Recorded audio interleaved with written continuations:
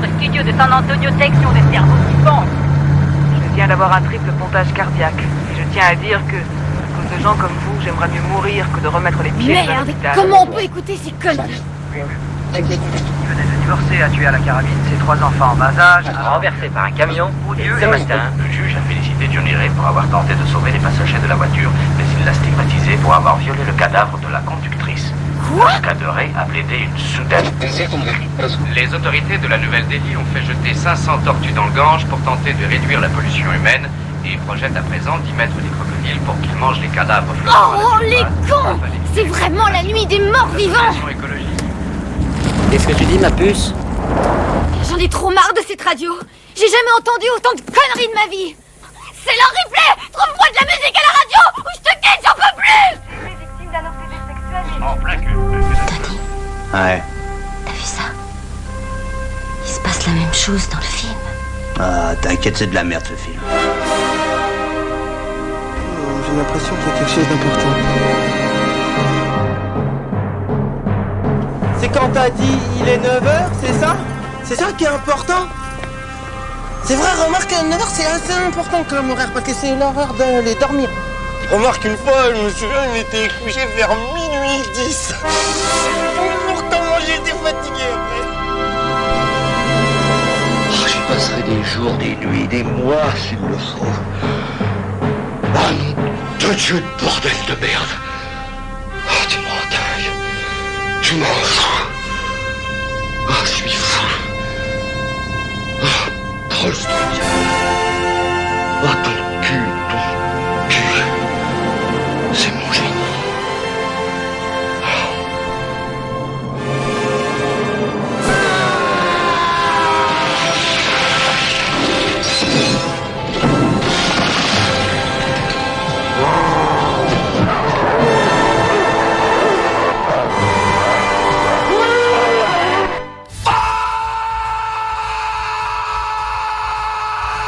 Bonjour et bienvenue, vous écoutez Le Cinéma est mort, l'émission nécrophile de Canal B avec bien sûr le docteur Moreau. Bonjour Antonin. Salut les kids. Et puis pour cette émission un peu particulière, nous avons un invité, une émission un peu particulière puisqu'elle sera consacrée à David Lynch, ce à plusieurs occasions. La première, ça pourrait être la ressortie, et notamment à Rennes d'ailleurs, d'Elephant Man et de Blue Velvet au ciné TNB. La deuxième, c'est la commande que nous a faite un auditeur via Tipeee, d'un auditeur que l'on va signaler d'ailleurs, qui s'appelle Sébastien Paris, si je dis pas de bêtises. Stéphane Paris, excusez-moi, je commence déjà à dire des bêtises. Merci à lui. Et puis la raison principale, c'est notre envie surtout de refaire une émission avec Thierry Jousse que nous avions rencontré déjà il y a bientôt 2 ans. C'était à Florac, si je dis pas de bêtises, lors du festival Parlons de cinéma. Et qui nous rejoint donc via la magie d'internet pour nous aider à parler de David Lynch. Thierry Jousse, bonjour. Bonjour les amis. Merci d'être là avec nous. Je vais rapidement te représenter. Tu m'en voudras pas pour tous ceux qui n'auraient pas écouté déjà notre première émission ensemble où on était tous un petit peu fatigués, je crois, surtout nous. Mais Thierry Jousse que l'on Thierry Jousse que l'on peut retrouver toutes les semaines, notamment sur France Musique pour Ciné Tempo le samedi à 13h et puis évidemment en podcast. On se retrouvera d'ailleurs cet été régulièrement, quotidiennement pour une autre émission. À partir du 29 juin, donc ça s'appellera Retour de plage, tous les jours de 18h à 20h à partir du 29 juin donc. Et puis voilà, comme je disais, Ciné Tempo, donc ça date déjà. Et puis avant, il y avait autre chose en plus. France Musique, ça fait quelques années quand même que tu y es. Ouais, ça fait une quinzaine d'années maintenant. Voilà. Entre-temps, tu as quand même fait beaucoup d'autres choses. Alors, on peut te retrouver aussi régulièrement quand même dans Blow Up avec Luc Lagier. Justement, par rapport à David Lynch, tu avais fait au moins deux je crois, Blow Up. Un seul pour moi. Un seul pour toi, oui, l'autre c'était quelqu'un, ouais. L'autre c'était avec Luc Lagier. Justement. Et puis des films, on n'en avait pas reparlé forcément, mais de long métrage et puis plusieurs courts métrages.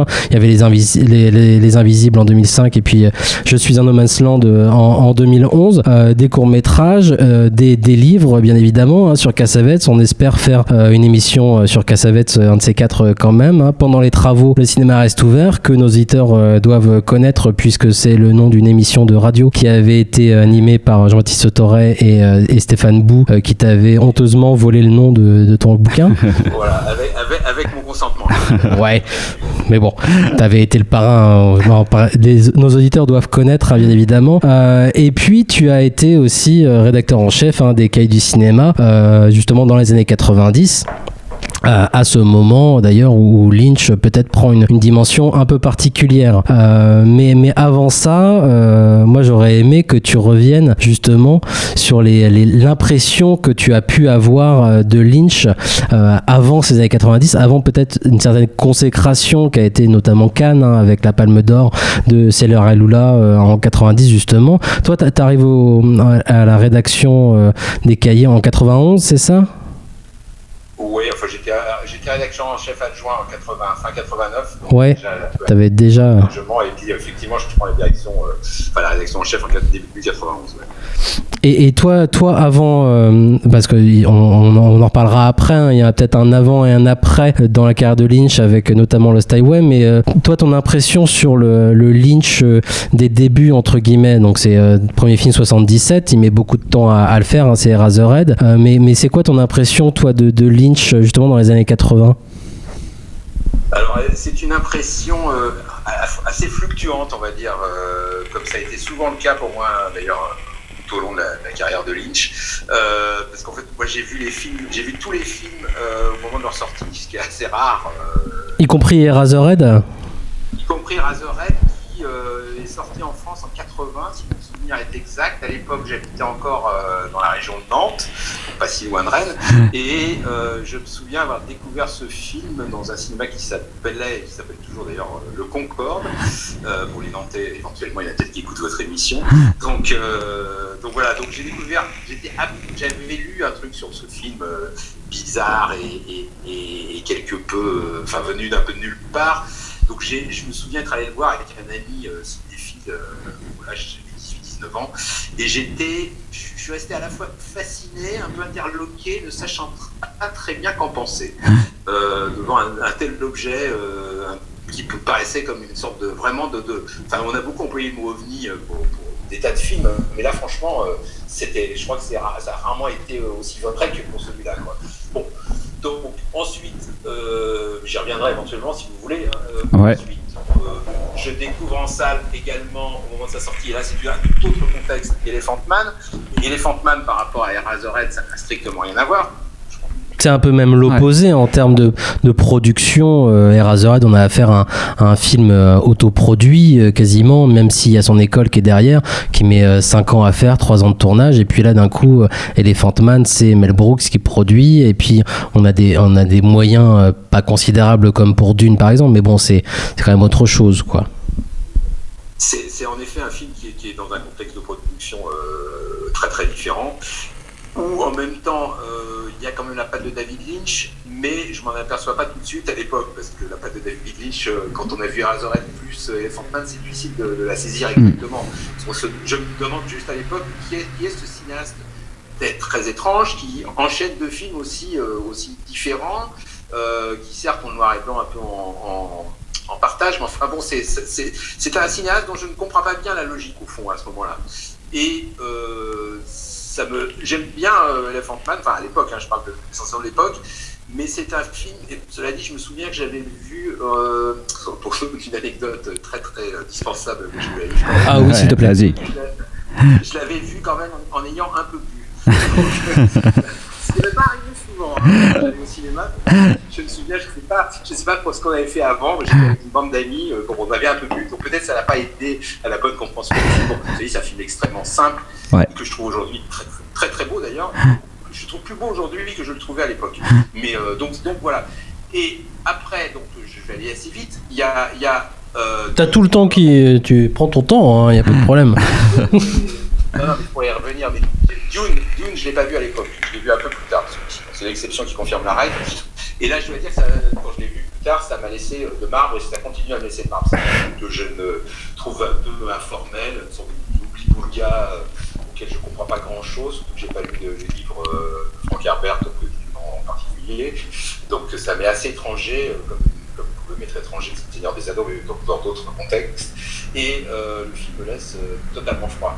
Alors le film le plus curieux pour moi dans cette période-là, et c'est celui qui m'a au fond le plus marqué, et en même temps que j'ai pas aimé quand je l'ai vu, et que je considère aujourd'hui comme vraiment un des très grands films de l'époque, c'est Blue Velvet en fait, et c'est là où je voulais en venir un peu, parce que Blue Velvet, là je me souviens, là j'étais à Paris, je l'ai vu tout seul, dans une salle, à Jeun, parce qu'au fond, l'image de Lynch, pour moi, elle était pas, là cette fois-ci j'étais sobre, je sais pas si, mais l'image de Lynch n'était pas formée pour moi, elle était encore très très très floue, très bon, voilà, c'était pas comme Godard ou je sais pas, je pourrais dire Godard, mais plein d'autres cinéastes où on se dit bon voilà, au bout de 3 films on sait à peu près à quoi s'en tenir. Là c'est pas le cas quoi.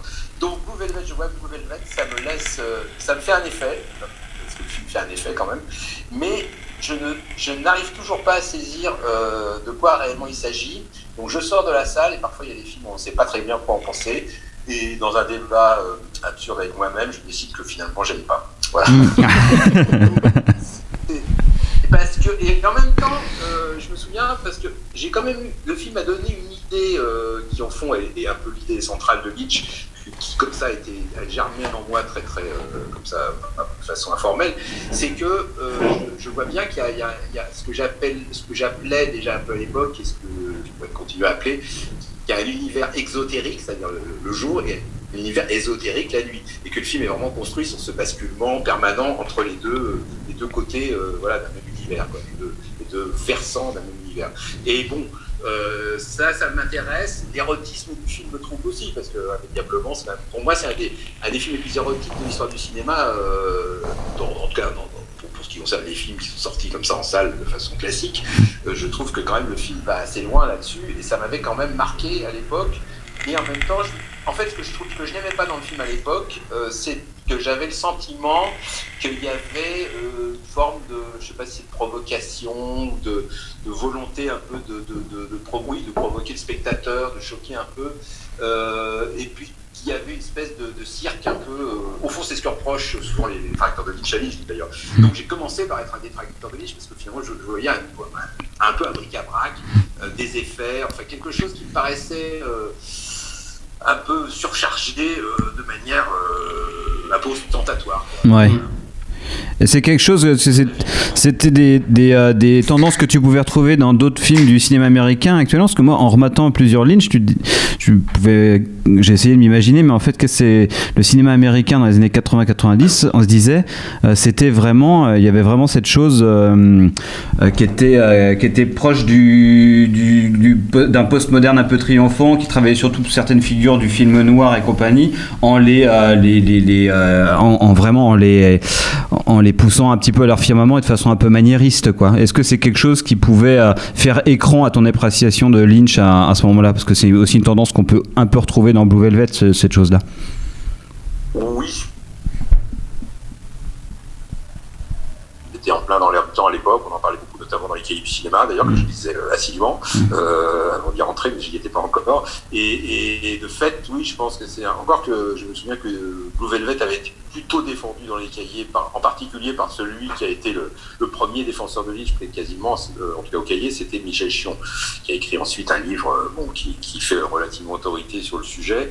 Bon, oui, il y avait le maniérisme était certainement quelque chose qui me dérangeait. Le côté post-Hitchcockien me paraissait un peu excessif, enfin comment dire, un peu surjoué, et ça me convenait pas. En même temps, c'est vrai que le film il peut-être dans une esthétique qui est assez proche de, par exemple, je sais pas, je pense à un film que j'ai revu quand il est ressorti l'année dernière, At Close Range, comme un chien enragé de James Whale, qui n'a strictement aucun rapport. Mais il y a quelque chose de voisin quand même dans l'esprit, je pense. Sauf que Lynch est plus tendre. Encore que James Whale est assez tordu aussi. Mais bon, c'était pas mon cinéma à l'époque. Moi, j'étais plus le rayon vert de Romer ou je sais pas, enfin, ou les Godard de l'époque, par exemple, ou Mes Océans de Jacques Rosier. Pour aller vite, hein. Je connaissais pas encore John Carpenter.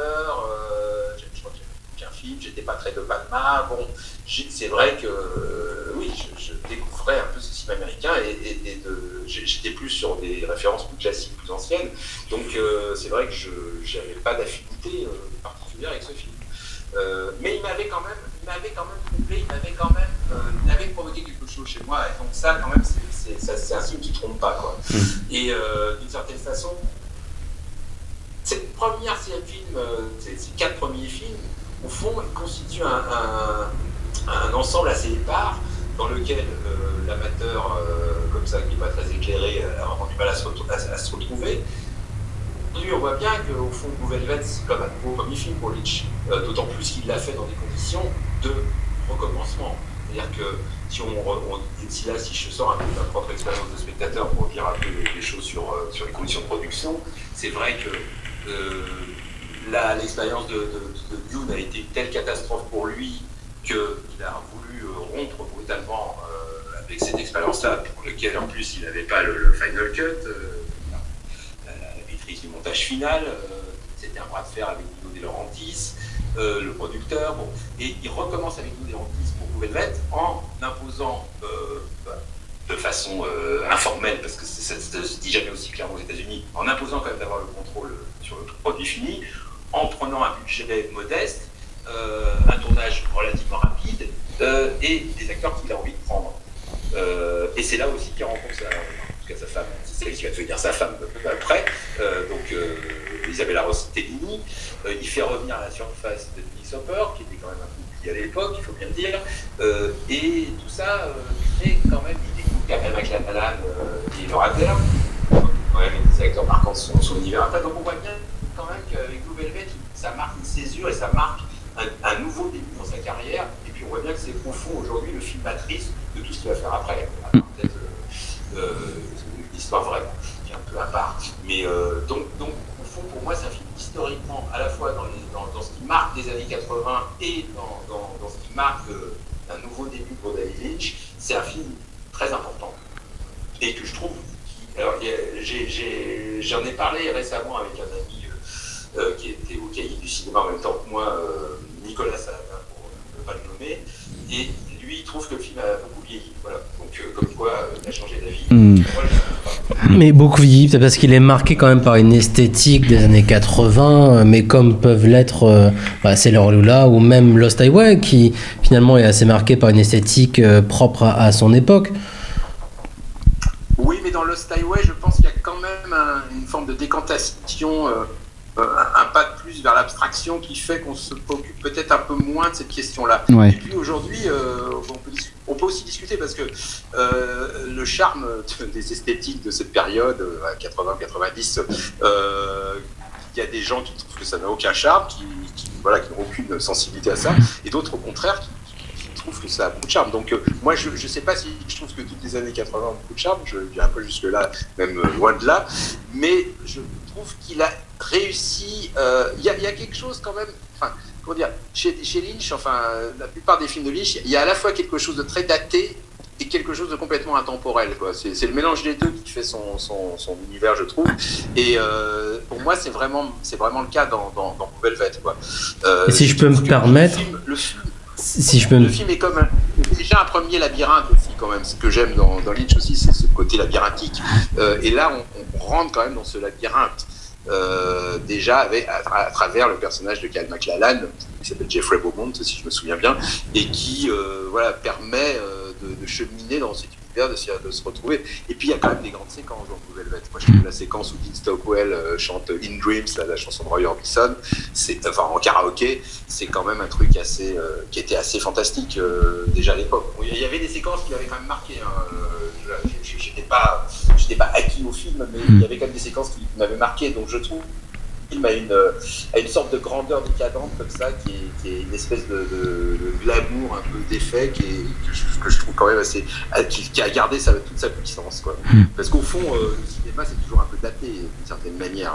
Alors à part justement des films comme Eraserhead, dont là il serait difficile de dater géologiquement le film. Parce on peut dire c'est un film des années 70, mais enfin ça pourrait être aussi un film muet des années 20, un film d'avant-garde des années 20, j'en sais rien, ou peut-être un film d'aujourd'hui, après tout, ce que fait Guy Madine, c'est moins radical que Eraserhead d'une certaine manière, et c'est un peu dans une esthétique voisine, quoi. Ouais. Donc tout ça, enfin en tout cas voilà, mon sentiment c'est que les 4 premiers films de Lynch constituent un ensemble très, très difficile à appréhender.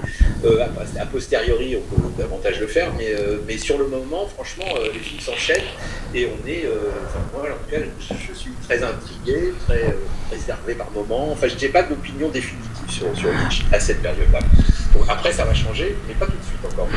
Vous voulez que je continue ? Mais oui, moi c'est juste, j'avais par rapport justement à cette problématique de savoir comment définir à quelle époque même se passe un film de David Lynch ou à quelle époque il a été fait. C'est vrai que moi, Sailor et Lula qui apparaît, donc c'est en 90, Sailor et Lula, pour l'avoir revu encore hier soir par exemple, je me pose exactement cette question-là, c'est-à-dire que on sait à aucun moment on sait à quelle époque se situe vraiment le film. D'ailleurs, il joue bien de tout ça.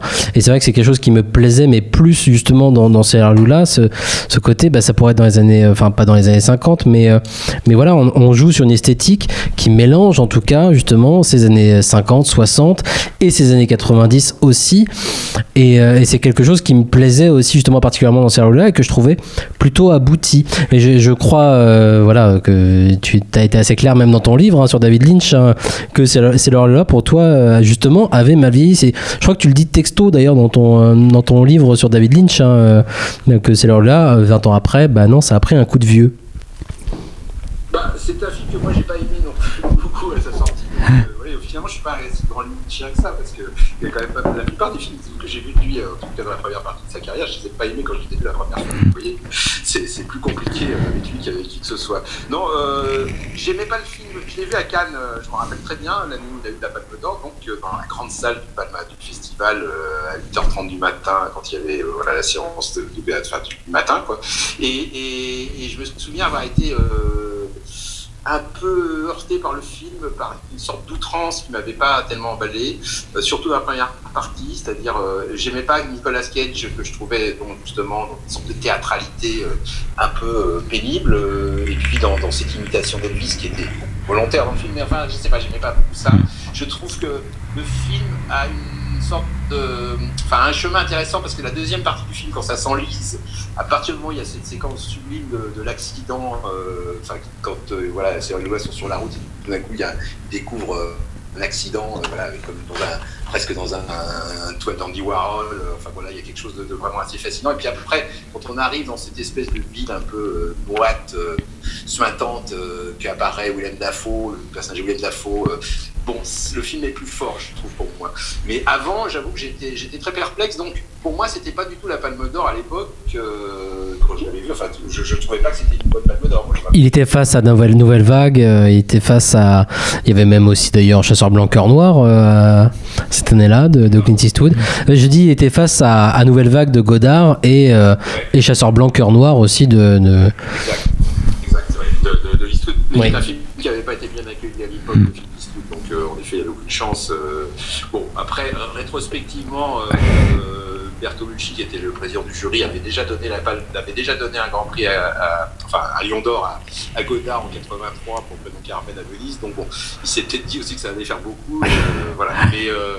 Non, et alors j'ai revu effectivement Sailor et Lula plus tard, notamment pour écrire ce livre, et je continue à être réservé sur ce film. Je trouve que c'est un film beaucoup en extériorité, alors que moi ce que j'aime chez Lynch, c'est plutôt quelque chose de très intérieur quand même. Il y a une dimension d'intériorité pour moi très forte chez Lynch, qui est très présente d'ailleurs dès Eraserhead. Ouais. Et là, je sais pas, j'ai l'impression d'un truc un peu beaucoup de gimmick, quelque chose d'assez ludique mais d'un peu vain. Je retrouve pas la puissance d'un certain nombre d'autres films de Lynch dans ce film-là. C'est totalement personnel, puisque je vois bien que c'est un film qui plaît aussi à ceux qui n'aiment pas tellement Lynch, d'une certaine manière, ce qui est assez logique. Mais surtout, je crois... Oui, bien sûr. C'est un film qui a beaucoup de signes extérieurs au fond de richesse, mais en tout cas de l'univers de Lynch, sans pour moi être vraiment nourri d'une puissance intérieure qui est ce que j'aime chez lui. Mais je comprends tout à fait ça en fait, et c'est vrai que moi en revoyant Sailor Lula, qui est que pour le coup c'est un film qui me plaît, qui me ramène moi à beaucoup de cinéma américain en fait, que ça soit le road movie comme le Magicien d'Oz, évidemment beaucoup de choses comme ça, qui réussit à concentrer justement un esprit américain, je trouve, et qui en même temps me propose une très belle histoire d'amour. Moi j'aime beaucoup la relation entre les personnages, mais c'est vrai que quand je vois Sailor Lula, je le vois pas tellement comme un film de David Lynch en fait. Enfin, c'est pas l'auteur David Lynch que je retrouve là, donc je comprends tout à fait que si jamais on est un amateur de David Lynch et qu'on regarde Sailor Lula comme un film de David Lynch, on puisse ne pas y retrouver ce qu'on aime chez le bonhomme. Ça, c'est un truc que je comprends tout à fait. Étant donné que moi, je suis assez peu touché par justement l'univers, même si je le comprends, de Lynch. Pour le coup, ce film-là, en le prenant à part du fait que c'est un film de cet homme-là, je le trouve voilà, j'y trouve entre guillemets mon compte, c'est-à-dire que justement il y a une vraie cohérence dans ce film, mis à part de sa filmographie à David Lynch. Le film reste constamment cohérent dans sa mise en scène, dans les excès qui représentent énormément l'histoire de ces personnages en fait. Oui, je comprends, mais ce que j'aime pas dans le film au fond, c'est que c'est très au second degré et qu'au fond ça annonce plus, disons, Tony Scott et True Romance ou Tarantino qu'autre chose, quoi. Et Tarantino première période, quand Tarantinien, je le confesse, c'est pas le sujet de ce soir. Non mais moi ça m'intéresse parce que je pense que le film a une vraie influence quand même sur le cinéma américain des années 90, justement dans cette veine Tony Scott et Tarantino qui ont été très très présentes quand même et, au niveau populaire, et je pense que c'est là a une grosse influence quand même sur le cinéma américain. On peut même penser à des cinéastes comme les frères Cohen, où quelque part il y a un rapport au cartoon ou à l'excès et au côté un petit peu bigarré visuel qu'on va retrouver quand même pas mal chez certains auteurs assez importants du cinéma américain des fin 80, début 80, et 90. Oui, c'est un film totalement de son temps, hein, qui anticipe sur quelque chose, mais enfin qui est très de son temps et qui est très de son temps. Alors, sur une obsession d'ailleurs personnelle de Lynch, mais qu'il a fait dans pas mal de films, mais que je trouve plus convaincant dans Blue Velvet de ce point de vue-là, c'est-à-dire aussi sur la relecture permanente du cinéma des années 50, enfin de la culture populaire américaine même des années 50, parce que là c'est vraiment là-dessus, quoi. La référence à Elvis était évidente, mais le film noir, enfin bon, il y a beaucoup le rock'n'roll, enfin tout ça est très très présent, et au fond, il y revient toujours, Lynch, d'une certaine manière, à ces années 50. C'est toujours le soubassement d'à peu près tous ces films. Ouais. Ça ne se voit pas toujours clairement. Donc ça, c'est intéressant, mais je trouve qu'encore une fois, il le fait. On a le sentiment qu'il veut faire ce film, peut-être pour avoir aussi du succès, tout simplement. Ouais. Voilà, ce qu'on peut tout à fait comprendre. Ce qui ne paraît pas choquant non plus. Hein. Mais parce que je ne sais pas s'il l'a fait de manière consciente pour ça, mais ce qui est sûr, c'est que c'est un film qu'il a imposé réellement comme cinéaste pendant longtemps. Avant Sailor Lula, c'était quand même un outsider. Donc, il faudra quand même qu'on parle de Twin Peaks, parce que c'est presque contemporain, et de la série en particulier, qui je crois, enfin, je sais plus si j'avais déjà vu les épisodes. Non, je suis pas sûr d'avoir déjà vu les épisodes de Twin Peaks quand j'avais découvert Sailor Lula, parce qu'en fait, il a tourné Sailor Lula pendant la deuxième saison, hein, c'est ça. Voilà, c'est ça. C'est pour ça qu'il n'était pas là. D'ailleurs, dans la deuxième saison, il était beaucoup moins bien que la première. Bon. Mais du coup, ça c'est parce que dans Twin Peaks, puisqu'on en parle, enfin, je me permets. Oui. Dans Twin Peaks, alors, c'est intéressant parce que moi, j'ai vu Twin Peaks donc sur la 5 de Berlusconi à l'époque, puisque c'est là qu'elle avait été diffusée en version française. Alors, je suis pas sûr d'avoir vu la totalité des épisodes à l'époque.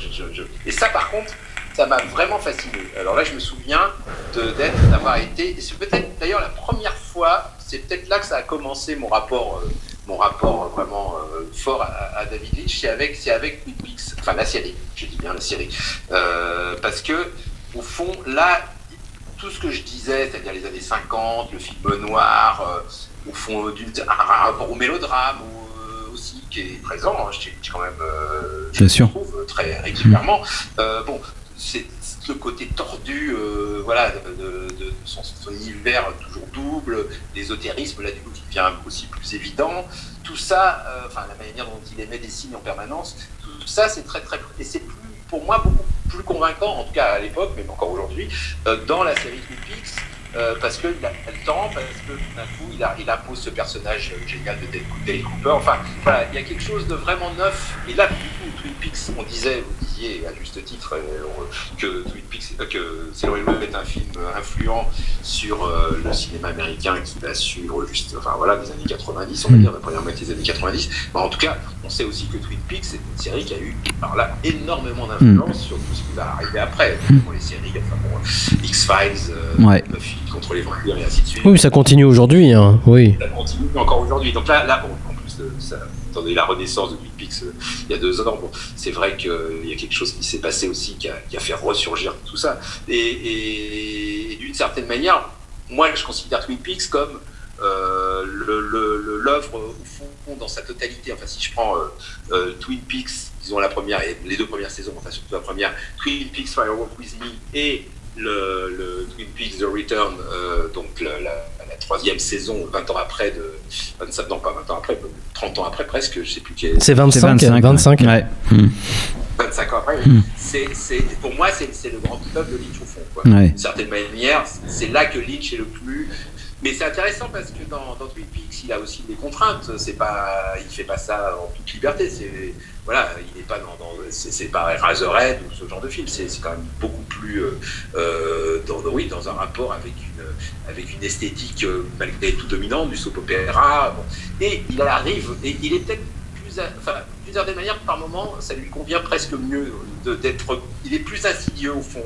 Dans ce que j'aime dans Twin Peaks, dans la série, c'est qu'il est insidieux, alors que d'une certaine manière, dans Sailor et Lula, il y a quelque chose il y a un côté un peu humoriche, quoi. Pour moi. Ouais. Pardon, mais Après, moi, c'est pas ce que je ressens devant Sailor et Lula, mais ça m'intéresse cette question-là parce que c'est vrai que Lynch a une position hyper à part dans le cinéma américain, dont Scorsese et Michael Ray Wilson, ils théorisaient ça comme c'était un cinéma de contrebandier. Il y avait des auteurs, mais ils étaient un petit peu obligés de s'immiscer dans des genres, dans des prototypes, quoi. Enfin, pas dans des prototypes, mais au contraire dans des choses un petit peu manufacturées et de passer en contrebande des choses. Et Lynch, lui, on sent bien que en fait, le début de sa carrière, si on accepte le succès un petit peu d'Elephant Man, c'est quelqu'un qui finalement, lui, c'est pas du tout un cinéaste contrebandier dans l'idée. Dune a déjà mis fin une première fois à ce désir d'avoir peut-être une carrière dans un circuit un petit peu plus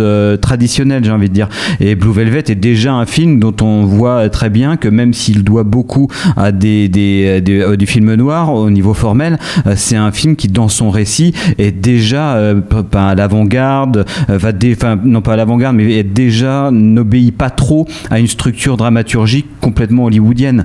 Et le cas de Twin Peaks là-dessus est intéressant parce que c'est quand on voit le début de Twin Peaks, clairement en termes de récit et d'esthétique, on est clairement dans du drama à la Dallas qui va être peu à peu perverti, on peut dire, en contrebande par David Lynch. Et quand on regarde la 3e saison, là c'est David Lynch, la forme de drama télévisuel, elle n'est plus là du tout, quoi. Enfin, on est dans du David Lynch pur jus, quoi. C'est plus le contrebandier, il est au premier plan. Oui, au fond, c'est pour ça que d'ailleurs que c'est un peu son œuvre totale, parce que finalement, il y a différentes étapes de l'histoire. Tu as parfaitement résumé, au fond, ce qui constitue l'ensemble Twin Peaks, puisqu'on y retrouve en effet, d'une certaine manière, les étapes de l'histoire du cinéma américain, de la télé américaine, à travers différents objets. Oui, au début, en effet, le côté cinéaste qui vient s'insérer dans un genre, et puis se libère de tout ça. Ouais. D'abord dans Twin Peaks Fire Walk With Me, qui est un film, alors encore une fois, là, si je reviens encore une fois à la découverte de ce film, puisqu'on en parle, dans Twin Peaks, j'ai vu Twin Peaks Fire Walk With Me là aussi à Cannes, l'année suivante, c'était 2 ans après, c'est l'Over 92. Ça faisait suite à la diffusion de la série Twin Peaks, qui avait été quand même un événement, qui avait été quand même un succès. Ça avait fait beaucoup parler. Je me rappelle que Serge Danet, par exemple, avait écrit des choses sur tout le monde s'intéressait à Twin Peaks. Il s'était passé un truc autour de Twin Peaks, déjà à l'époque. En revanche, le film a été un échec absolu, à la fois critique et public. Et la projection à Cannes, je m'en souviens, ça a été glacial. Moi, j'étais d'ailleurs partagé sur le film. Je l'ai redécouvert assez de temps après Cannes, quelques mois plus tard en VHS à l'époque. Et là, tout d'un coup, j'ai redécouvert le film. Et sur le moment, c'est vrai que j'étais un peu décontenancé, encore une fois. J'étais sur la série, il y a un objet qui était quand même assez différent, qui reprenait des codes qui pervertissaient davantage, qui allait plus loin, ou qui allait justement dans un lyrisme qui était vraiment au premier degré. Pour moi, là, il n'y avait pas de second degré, par exemple, pour moi, dans ce film-là. Par rapport à Sailor et Lula, c'était une des grandes différences. Et puis, il y avait des moments d'invention pure, quoi, qui étaient quand même très, très marquants. Et puis, effectivement, la troisième saison de The Return, donc la troisième saison diffusée il y a 2 ans, maintenant, qui est... Allô ? Oui. On est là. Oui. Donc, et là, qui pour moi est peut-être le chef-d'œuvre absolu de Lynch, au fond. C'est peut-être ce que moi je préfère de tout ce qu'il a fait, c'est peut-être cette troisième saison de Twin Peaks, qui m'a quand même vraiment bluffé de bout en bout, et dont je conçois qu'on puisse rester un peu à l'extérieur, mais qui pour moi, et puis avec une dimension qu'il y avait moins dans les films de Lynch avant, beaucoup moins. C'est peut-être le premier film de Lynch. Moi j'appelle ça un film, même si c'est un film, même si une série c'est pour moi un film. C'est le premier film de Lynch qu'on sent vraiment quelque chose de contemporain sur quelque chose de presque politique, sur la pauvreté, sur les rapports, la violence des rapports entre les gens. Il y a quelque chose qui s'assimile là-dedans, tout en regardant une armature globale totalement lassée, qui n'a rien à voir avec ça, mais il y a quelque chose de touchant là-dedans, comme si tout d'un coup il touchait au réel de façon plus directe, alors que jusque-là c'était moins son truc, quoi. Et voilà, donc je trouve que ce parcours qu'il fait à travers Twin Peaks, c'est quand même un parcours complètement unique, là, il n'y a pas d'équivalent, parce que je vois même pas à qui on pourrait le comparer sur ce terrain-là, quoi. C'est-à-dire, c'est comme s'il avait presque parcouru. En fait, il a un peu parcouru toute l'histoire du cinéma dans son univers, en faisant assez peu de films, mais en ayant quand même ces 2 moments de série très importants.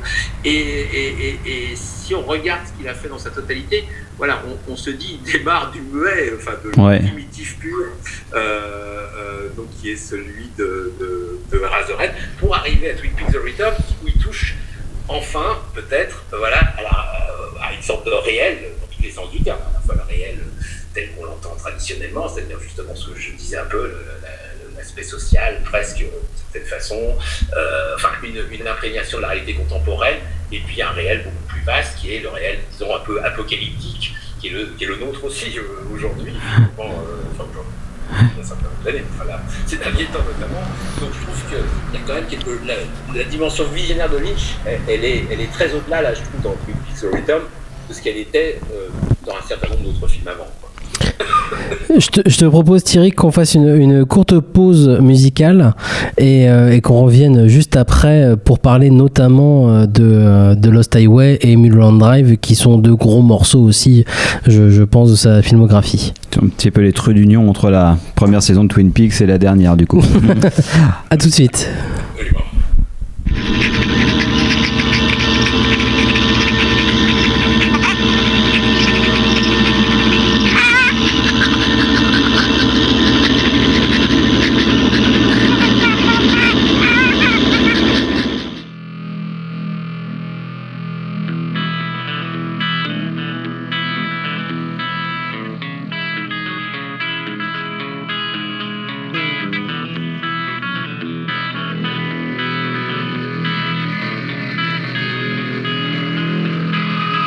This magic moment, so different and so new, was like any other, until I met you, and then it happened. It took me by surprise. I knew that you felt it too. I could see it by the look in your eyes. Sweeter than wine, softer than a summer's night. Everything I wanna have whenever I hold you tight. This magic moment, while your lips are close to mine, will last forever.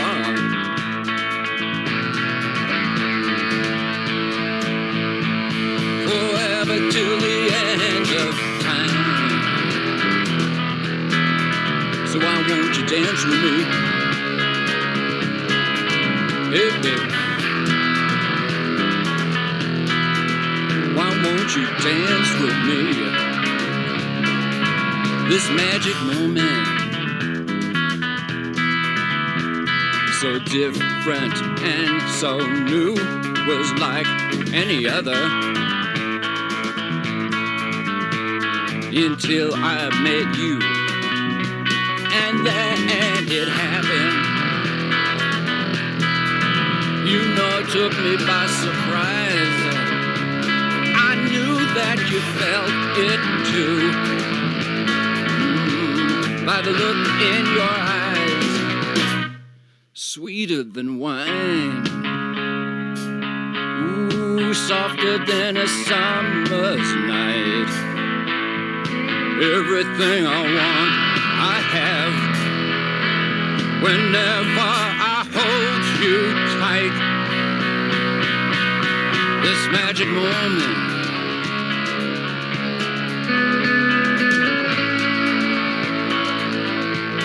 sweeter than wine, softer than a summer's night.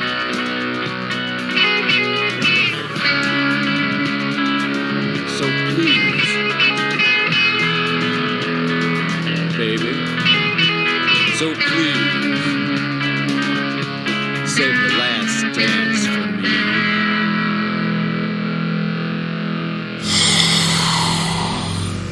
Mommy.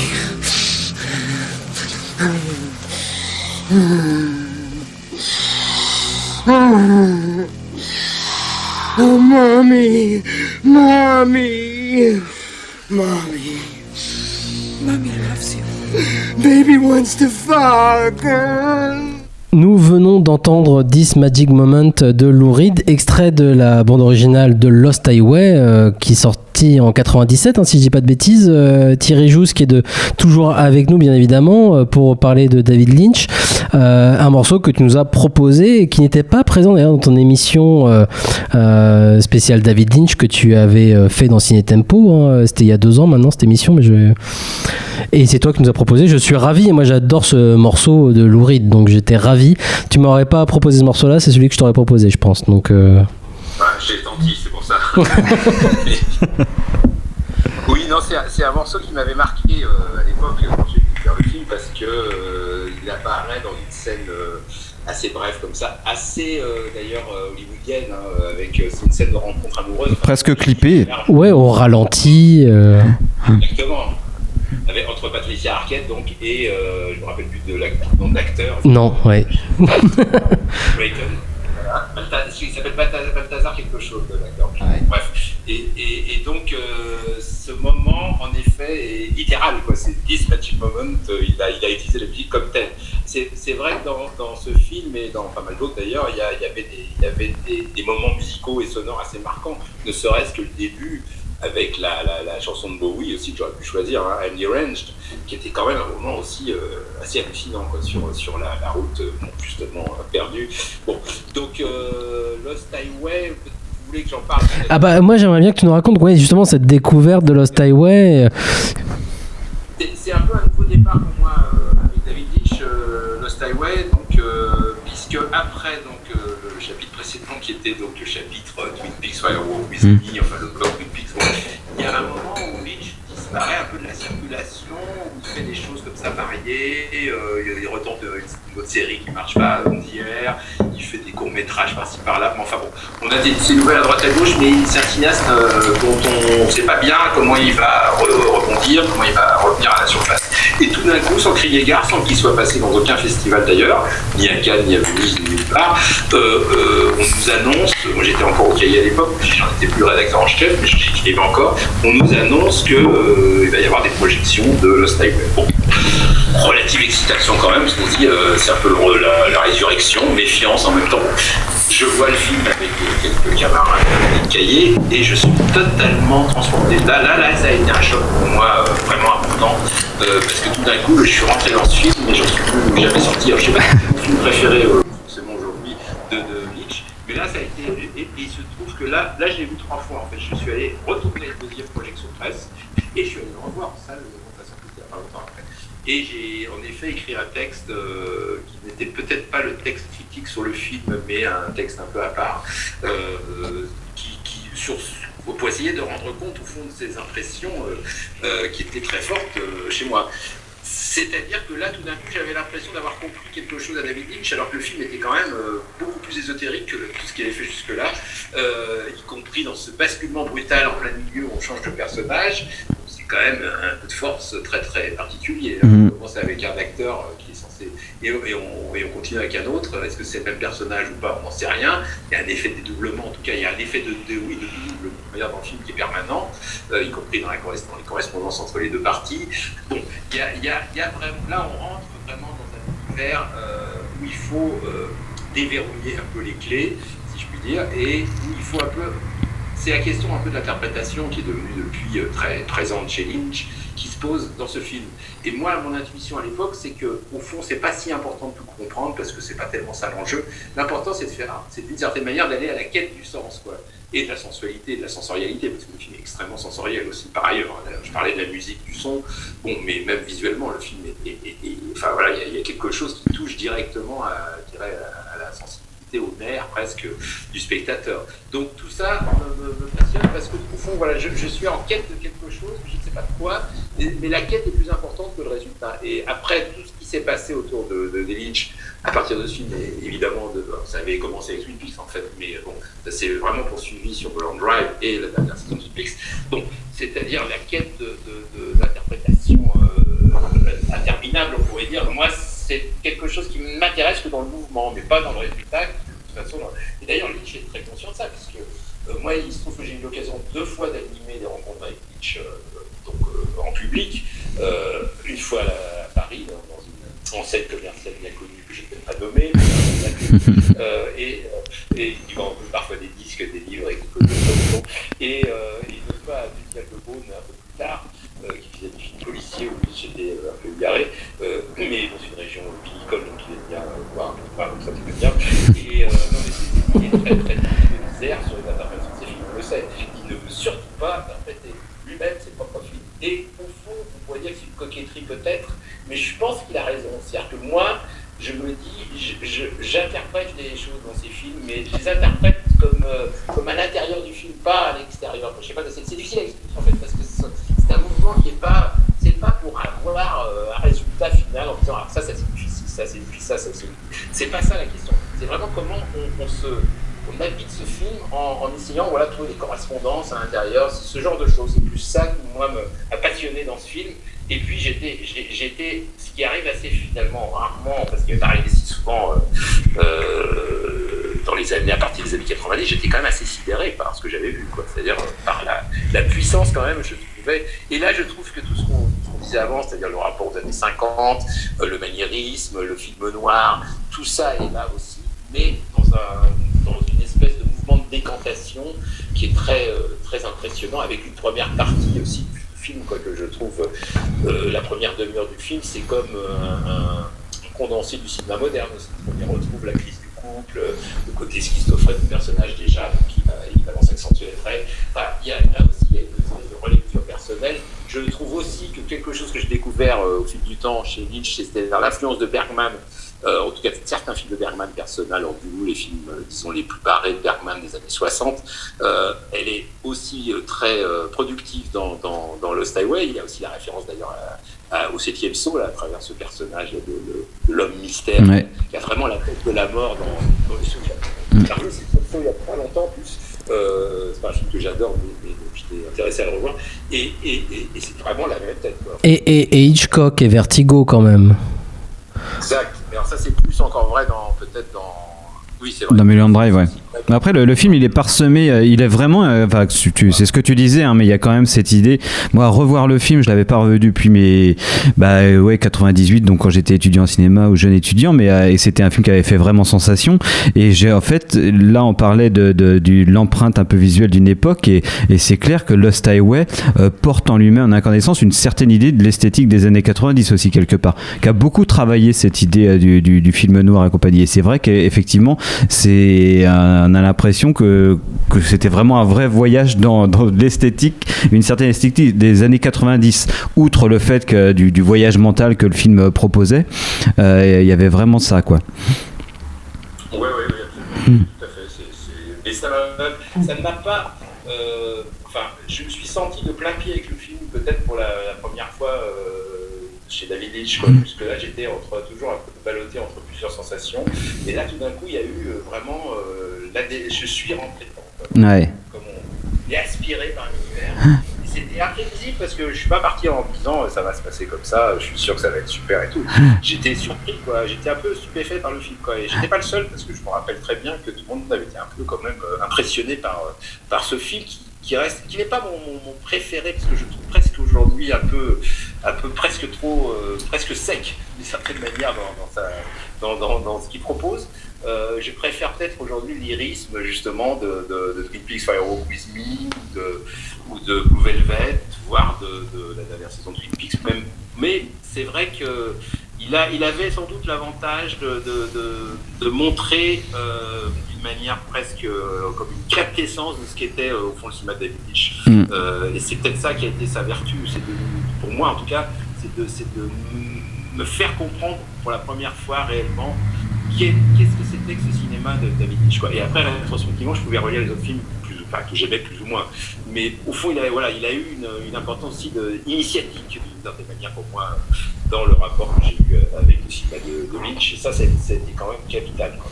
Et alors justement, puisque pas longtemps après, finalement, arrive Mulholland Drive, et moi j'ai le sentiment, du coup, qu'aujourd'hui, Mulholland Drive, c'est pas un film que j'apprécie particulièrement, justement, parce que j'ai l'impression qu'il recrée, en fait, du Lynch, en fait.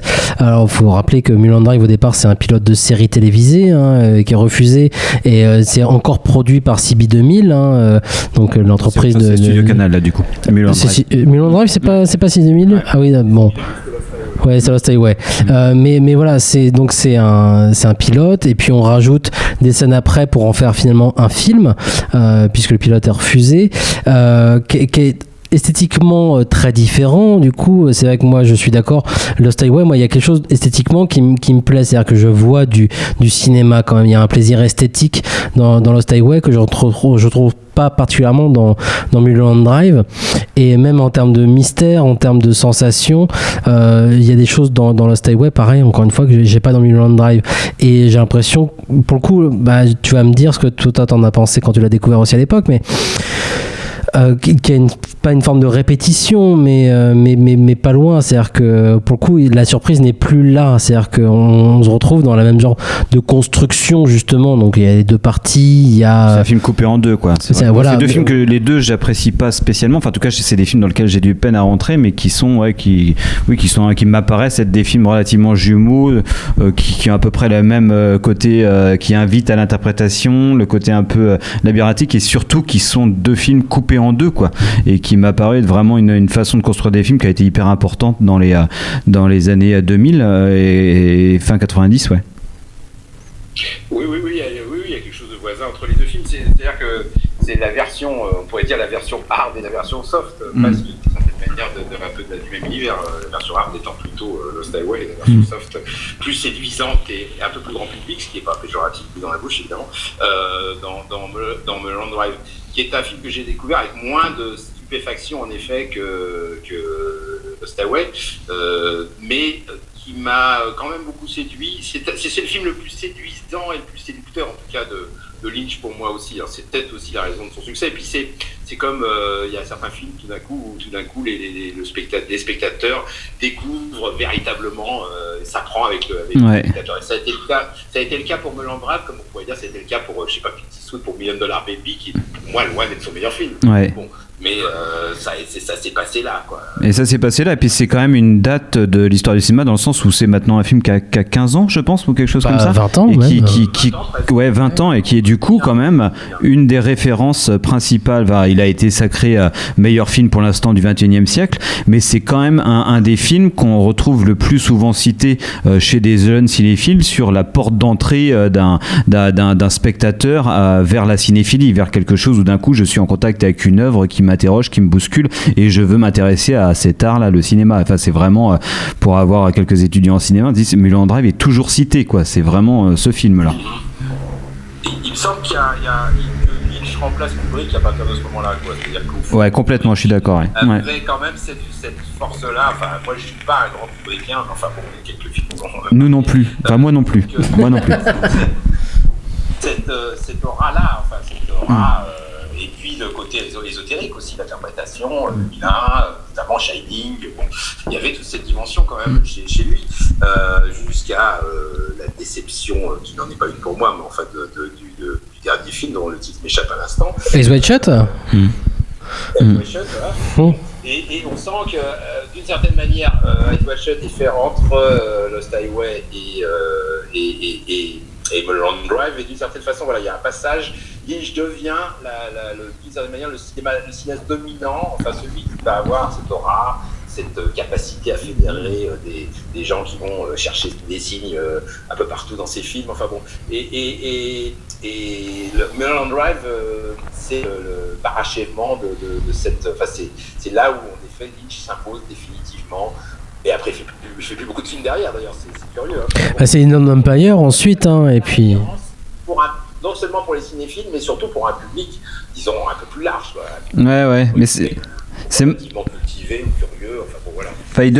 Enfin, il devient une sorte de point cardinal du cinéma, en fait, quelque part. Et c'est marrant parce que tu le rapproches de Kubrick, parce que je pense qu'effectivement, Kubrick, quand on parlait tout à l'heure de ce fameux rapport que les cinéastes ou les auteurs américains pouvaient avoir avec le genre, Kubrick, c'est un des rares qui, effectivement, même tout en ayant œuvré dans le genre, voilà, c'est quand même quelqu'un dont on voit avant tout un film de Kubrick. Quand il fait un film d'horreur, c'est Shining. Même quand il y a des rétrospectives de films d'horreur, on parle pas de Shining. Shining, c'est un film de Kubrick. Il est à part de l'histoire du film d'horreur. Full Metal Jacket, il est à part de l'histoire du film de guerre. Ça reste des films de Kubrick, et Lynch a aussi ce rapport-là. Et ce qui est un peu paradoxal, c'est que c'est quand même des cinéastes qui sont fondamentalement américains, parce qu'ils sont toujours œuvrés avec un réservoir d'images et d'imaginaire proprement américain. Tu parlais des années 50, cette grosse fixation qu'il peut avoir, et puis tout le bagage un peu narratif et toutes les archétypes qu'il peut un petit peu utiliser dans ses films. C'est vraiment proprement américain, et en même temps ils ont une façon de faire un cinéma qui est dans leur position d'auteur est proprement européenne, ou qui est une vision de l'artiste seul maître à bord, quoi, et libre de toute contrainte de normatif, quoi. Ouais, bah, je ne peux qu'aller dans le sens de ce que tu dis, c'est sûr. Ce sont des cinéastes très insulaires, au fond, profondément insulaires. Kubrick s'est réfugié en Angleterre, voilà, de façon comme ça, pour être un peu caché, d'une certaine manière. Lynch est dans son atelier de peintre et autres à Los Angeles, mais complètement à part, au fond, parce que d'une certaine manière, pas comment dire, accueilli vraiment par le cinéma américain aujourd'hui. Probablement plus jamais, en même temps ayant le statut du cinéaste artiste ultime, contemporain. Donc c'est vraiment en effet des statuts un peu européens qui pourraient se rapprocher dans un tout autre registre de Godard. Et d'ailleurs, Godard n'est pas Lynch, mais comme par hasard, il n'est pas Kubrick non plus. Ce sont un peu des cinéastes qui lui font un peu d'ombre. Alors que Lynch était très fier que Kubrick ait proposé Eraserhead comme l'un de ses films préférés. Absolument. En revanche, je peux vous raconter une petite anecdote. Ah oui. Que Lynch m'a raconté lui-même. Alors là, on était seul à seul. J'avais eu la chance de préparer l'entretien que je devais faire avec lui à Beaune en discutant avec lui seul à seul pendant presque 2 heures. Et donc, je me suis trouvé à échanger de façon complètement informelle avec lui. C'était assez drôle. Et en fait, il me raconte un truc, parce que je ne sais pas pourquoi je me parlais de Godard. Je lui dis, il a en tout cas, comme peuvent les avoir les Américains, ils n'ont certainement pas vu tous les films de Godard, enfin en tout cas, une vraie admiration pour certains films de Godard, au moins pour ce qu'il représente. Et il me raconte qu'il était à Paris, donc sur une terrasse de café, je crois que c'était au Flore, quelque part là-dedans, et il voit Godard. Donc il se dit, je vais aller lui dire bonjour, je vais me présenter, je vais lui dire bonjour. Donc il va se présenter devant Godard, il dit I'm David Lynch, et Godard ne lui a même pas adressé la parole. C'est vraiment, c'est une anecdote qui je pense est véridique, parce que il m'en a raconté, sinon c'est pas truc. raconté comme ça à droite à gauche. Mais enfin, ça dit quelque chose quand même du rapport d'admiration que peut avoir un cinéaste comme Lynch vis-à-vis de Godard, et un rapport de mépris, au fond, une distance absolue et de mépris que peut avoir Godard vis-à-vis du cinéma de Lynch ou de Kubrick. Kubrick était plus un ennemi, c'est-à-dire que je pense que pour Godard, Kubrick c'était plus un cinéaste qui était quelqu'un qui voulait combattre, alors que Lynch, d'une certaine manière, il s'est exprimé d'ailleurs sur Lynch, je pense, dans l'entretien des cahiers qu'il avait donné, semble-t-il, au cahier ou aux Arabes, je ne sais plus, il y a quelques temps, là, au moment du livre d'images. Et c'est vrai pour lui, Lynch, c'est du cinéma, si je puis dire. C'est-à-dire, c'est quelqu'un qui fait son cinéma. Je pense qu'il a tort. Moi, je pense que c'est tout le débat d'ailleurs sur Lynch, souvent, au fond, y compris pour revenir à Mulholland Drive, c'est qu'au fond, il y a des gens, et vous en faites peut-être partie ou pas, je ne sais pas, mais qui trouvent que c'est quelqu'un qui fait un peu des mystères pour pas grand-chose, ou qui en fait trop. Et au fond, ce que je lui reprochais un peu, moi, dans C'est l'heure là, on peut aussi lui reprocher tout son cinéma. Enfin, moi, c'est pas mon cas, mais je peux comprendre. Et d'une certaine manière, Godard est un peu dans cette catégorie-là. C'est un moment, mais en même temps, comme il est quand même, il n'est pas idiot, c'est moins qu'on puisse dire, il voit bien que c'est très influent et très important. Donc, il y a quand même un truc de rejet plus violent qu'il n'aurait eu si ça avait été comme ça. Au fond, si Lynch était resté le marginal de ses débuts, enfin en tout cas de Eraserhead, je pense qu'il aurait eu toutes les signes de Godard, au fond. Le fait qu'il devienne un cinéaste aussi influent, et c'est peut-être disproportionné d'ailleurs, peut-être qu'en effet, j'en sais rien. C'est difficile d'avoir la vision de ce que Lynch représente vraiment dans une histoire du cinéma en mouvement, j'en sais rien. Moi, j'ai le sentiment que c'est bien très important, mais peut-être que ça sera pas vrai dans 40 ans, je serai j'ai quand même l'impression que c'est un peu comme Godard, ça reste qu'on les aime ou pas, ça reste des points cardinaux, mais c'est marrant que ce rapprochement avec Godard, j'avais pas forcément pensé, mais il y a aussi on peut alimenter ce rapprochement avec le fait que c'est aussi deux cinéastes qui ont pu être reconnus d'un certain côté par une certaine goût pour une splendeur formelle, un vrai lyrisme, quelque chose de très chatoyant visuellement, et qui se sont quand même tous les deux dirigés vers quelque chose beaucoup plus lo-fi, fait maison, handmade, et je pense que Inland Empire, si on doit dire un mot de ce film-là, je sais que c'était donc le film qui a suivi après Mulholland Drive, qui avait encore déjà un lyrisme, ça c'est une évidence, mais qui pouvait avoir quelques splendeurs vraiment formelles, mais j'ai envie de dire à la hollywoodienne, quoi, une sorte de bras tendu au spectateur, presque limite publicitaire, enfin genre du beau pour le beau, mais moins que Lost Highway, qui était quand même dans toutes ses textures et tout ça déjà quelque chose qui visait vraiment quelque chose il y avait un goût pour l'image bien faite, quoi, et qui me paraît maintenant avoir disparu un peu de son cinéma, même dans les Twin Peaks Return en fait. Oui, parce qu'il travaille au fond, parce que dans ces films-là, enfin dans le Land Drive, aussi un peu dans le Highway, il travaille quand même un peu sur des images préexistantes aussi, c'est-à-dire qu'il travaille sur Hollywood, sur l'imaginaire d'Hollywood, sur le côté Sunset Boulevard. En 4e vitesse. Oui, évidemment. C'est plus Lost Highway peut-être que Lost Highway. Que Land Drive. Enfin bon, tout cet imaginaire du film noir et du film vénéneux sur Hollywood, Sunset par en gros quand même. Donc c'est des images qui retravaillent d'une certaine façon, donc il y a forcément cette beauté visuelle comme ça, ou ce côté un peu, comment dire, très très assez élégant, oui, une beauté visuelle assez évidente. Après, quand il retrouve en effet son univers personnel, qui est celui au fond, qui est un peu celui d'Eraserhead, qui retrouve dans, évidemment mélangé avec d'autres choses, dans Inland Empire, voire dans le dernier Twin Peaks. Oui, c'est sûr que. Et puis surtout, il découvre sa caméra, les petites caméras, qui à l'époque, c'est pour lui, c'est-à-dire que d'un coup, il a le sentiment qu'il peut filmer des choses qu'il n'a jamais filmées, filmer l'invisible, peut-être qu'il cherche comme un peu, peut-être que c'est plus comme un cinéaste cherche, je ne sais rien, mais lui, peut-être plus que quiconque, et avec cet instrument-là, il peut en effet.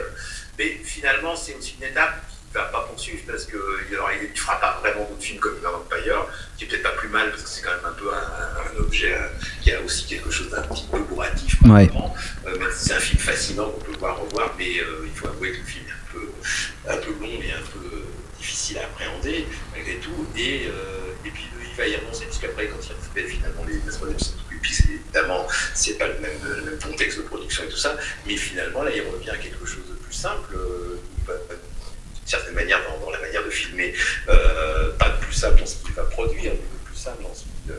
Et d'une certaine façon, peut-être il mélange toutes ces veines. Il y a la veine expérimentale, il y a aussi la veine hollywoodienne, et la veine visuelle. Enfin, il y a un peu tout d'où mon amour et mon intérêt très grand pour la dernière saison de Twin Peaks, parce que je trouve que ça, encore une fois, ça réunit un peu tout ce que j'ai aimé à des degrés divers avant chez David Lynch. Mais pour en terminer, sur bref, je comprends votre point de vue, je ne partage pas pleinement, parce que je trouve que c'est quand même un très très beau film, mais je comprends ce que vous pouvez, en effet, ce que vous pouvez en dire, et c'est vrai que c'est compréhensible. Et on parlait un peu de l'image et un peu de le côté un peu chatoyant, mais il y a un aspect qui est hyper important qu'on a trop peu évoqué là, en parlant de Lynch. C'est là où il y a ces apports esthétiques sont fondamentaux. C'est au niveau du travail sur le son. Je pense que toi, de toute façon, au niveau esthétique, tu es très, très sensible à ça. Je voudrais que tu nous parles de ce rapport-là, à quel point ça peut être important dans ta découverte de cinéaste là, ou dans ton amour pour Lynch. Pardon, j'ai raté le début de la question. C'était par rapport au son. Oui, au son, oui. Ouais. Le son, ça a été d'emblée. Enfin, de toute façon, la bande-son de Eraserhead, par exemple, c'est quelque chose de très important pour moi. C'est-à-dire que si le film avait laissé un peu avec beaucoup de questions et par moments une certaine perplexité, quelque chose qui m'avait fasciné, la partie fascination était beaucoup passée par le son. Et c'est vrai que c'est une bande-son que j'ai pu réécouter même sans les images après, plus tard, et qui est complètement fascinante parce qu'elle est totalement, elle invente d'une certaine manière une forme d'ambiance, même musicale. Enfin, c'est aussi des films qui ont une influence sur la musique, comme Godard peut avoir aussi à mon sens, et d'autres. Il y a quelque chose qui à un moment s'invente de ce côté-là. Et après la rencontre avec Badalamenti, et puis le mélange comme ça qu'il a entre ces ambiances un peu les 50, un peu de jazz, un peu tendu, moi ça m'a beaucoup séduit, le mélange de morceaux préexistants dont parlait de Laurie tout à l'heure, de Bowie dans Lost Highway, mais ça, c'est vrai que ça fait partie aussi de l'univers et puis de la bande-son de Twin Peaks, que je trouve extrêmement réussi aussi, dans ce que Badalamenti a fait de mieux largement pour moi chez Lynch. Donc, et puis de toute façon, il y a beaucoup d'éléments sonores, d'effets sonores chez lui, qui peut-être ont été beaucoup repris d'ailleurs après, ou dont il abuse peut-être parfois, j'en sais rien, mais qui ont fait partie pour moi de la découverte du son au cinéma. C'est pour ça que d'une certaine manière, moi je l'associe avec Godard, même s'ils sont très éloignés l'un de l'autre, parce que pour moi ça a été deux des cinéastes qui m'ont le plus initié à la question de la bande son, qui est une question au fil du temps de plus en plus importante pour moi. Bon, merci beaucoup Thierry Jousse d'avoir participé à cette émission. Il est malheureusement temps pour nous de nous arrêter à cause du fait qu'on doit faire une émission de radio. Et que tu dois aller faire des courses. Et que j'espère qu'on pourra reproduire. C'est tout comme, mais le confinement nous a donné des ailes. On espérait faire des émissions avec toi depuis très longtemps. Le confinement nous a donné une occasion de nous pousser un petit peu et puis de faire cette émission. J'espère qu'on pourra en refaire d'autres de ce genre sur d'autres cinéastes sur lesquels tu as pu écrire. Moi, j'espère toujours qu'on pourra faire une émission sur Cassavetes, un de ces quatre quand même. Mais on te fera venir à Rennes. Oui. On t'enverra un taxi. Par exemple. Donc.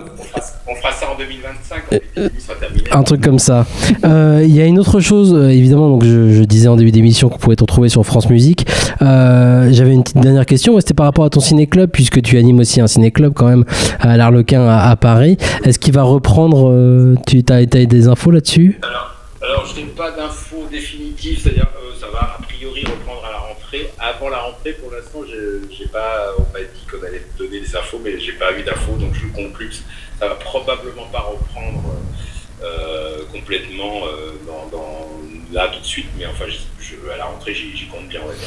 Bon, donc les Parisiens auront la chance de te retrouver à l'Arlequin tous les dimanches matins à 11h pour un ciné-club. Enfin, tous les 15 jours, en tout cas. Tous les 15 jours. Après comme tout le monde le sent un peu en France en ce moment, c'est un peu confus, un peu difficile de savoir qu'est-ce qui va se passer. Oui, bien évidemment. Sous contrôle, on va dire, des événements. Ça devrait être le cas.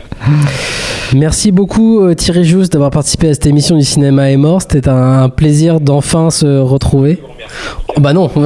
Merci beaucoup. C'était un plaisir. Vous pouvez retrouver cette émission bien évidemment sur le site de Canal B en podcast. Vous pouvez la retrouver aussi sur la chaîne YouTube du Cinéma est mort. Et puis vous pouvez retrouver des podcasts de Ciné Tempo, notamment sur le site de France Musique. C'est une petite radio qui monte. Hein. Une petite radio, ouais, voilà, on est content de faire un peu de pub pour les radios locales. Ouais. Ça, merci à vous de nous avoir écoutés. À très bientôt. Ciao. Allez, des bisous.